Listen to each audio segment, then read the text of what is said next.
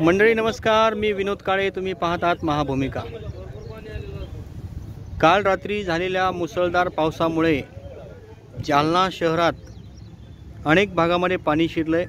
मी आता उभा आहे मोती तलावाच्या सांडव्याच्या दिशेने बांधण्यात आलेल्या राज्यातील पहिल्या गणेश विसर्जन कुंडाच्या ठिकाणी. बघा, हा संपूर्ण कुंड जलमय झालेला आहे. 6 तारखेला गणेश विसर्जनाचा कार्यक्रम या ठिकाणी आपण सर्वांनी बघितला असेल, परंतु आजची जी परिस्थिती आहे बघा, कुंड कुठे आहे तुम्हाला दिसणार नाही. संपूर्ण कुंड पाण्याखाली गेलेला आहे आणि हा जो चौपाटीचा परिसर आहे, घाट देखील पाण्याखाली गेलेला तुम्हाला दिसत आहे. या भागाचं काम आणखी सुरू आहे, परंतु रात्री झालेल्या पावसामुळे सगळा भाग हा जलमय झालेला आहे. मोती तलावातलं पाणी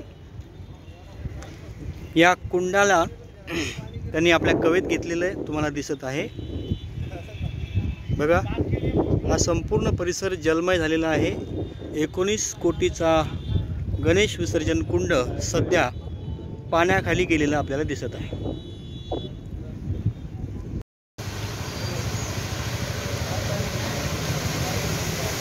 काल रात्री जालना शहरामध्ये ढगफुटी सदृश्य पाऊस झाला. या पावसामुळे अनेक भागांमध्ये पाणी शिरले. हा जो परिसर आहे हा जुना जालना भागातील भाग्यनगरचा परिसर आहे. भाग्यनगरामध्ये अतिवृष्टी झाली, मुसळधार पाऊस झाला की लगेच सर्व रस्त्यांना तळ्यासारखं स्वरूप येतं. बघा, हा भाग्यनगरमधला मुख्य रस्ता आहे आणि बघा रस्त्यांवर कसं पूर सदृश्य पाणी वाहतंय. सगळे रस्ते पाण्याने तुडुंब भरलेले आहेत. याच भाग्यनगरमध्ये कधीतरी रस्त्यांची बोंबाबोंब होती, परंतु आता सर्व रस्ते सिमेंट कॉन्क्रीटचे झाले.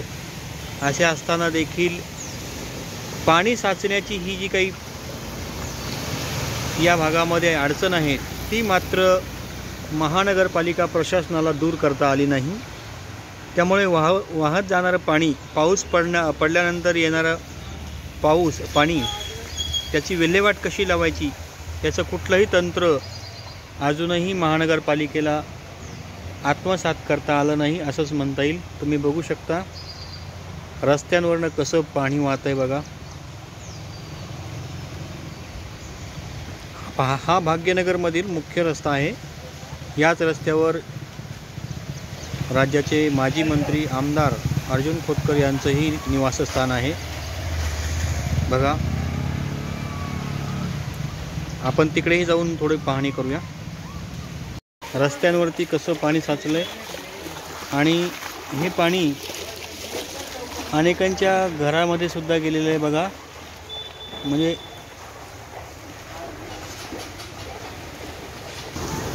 हा आहे मुख्य रस्ता. हा संपूर्ण रस्ता जलमय झालेला आहे. बघा कशा पद्धतीनं पाणी, सर्वत्र पाणीच पाणी वाहतंय. हा संपूर्ण परिसर पाण्याखाली गेलेला आहे रात्री झालेल्या जोरदार पावसामुळे. तुम्ही इकडे बघू शकता कशा पद्धतीनं एखाद्या ओढ्याला पाणी यावं तशा पद्धतीने चक्क रस्त्यावरून पाणी वाहतंय. सगळीकडचे रस्ते या भागातील ब्लॉक झालेले आहेत आणि गेल्या काही महिन्यांमध्ये या भागातील सर्व रस्ते सिमेंट कॉन्क्रीटचे करण्यात आले. सांडपाण्यासाठी स्वतंत्र नाल्या बांधण्यात आल्या. असं असताना देखील पावसाचा पाण्याचा निचरा करण्यामध्ये स्थानिक प्रशासनाला अपयश आलं असंच म्हणता येईल. कारण पावसाचं पाणी जाणार कुठे, तर ते अशा पद्धतीने रस्त्यांवर आणि चक्क रस्त्यांवर असलेल्या घरांमध्ये हे पाणी शिरलेलं तुम्हाला दिसत आहे.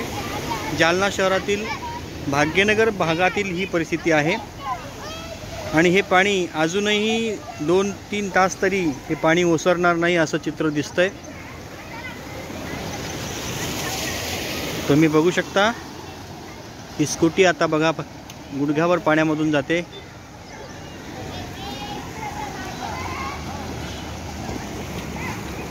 छान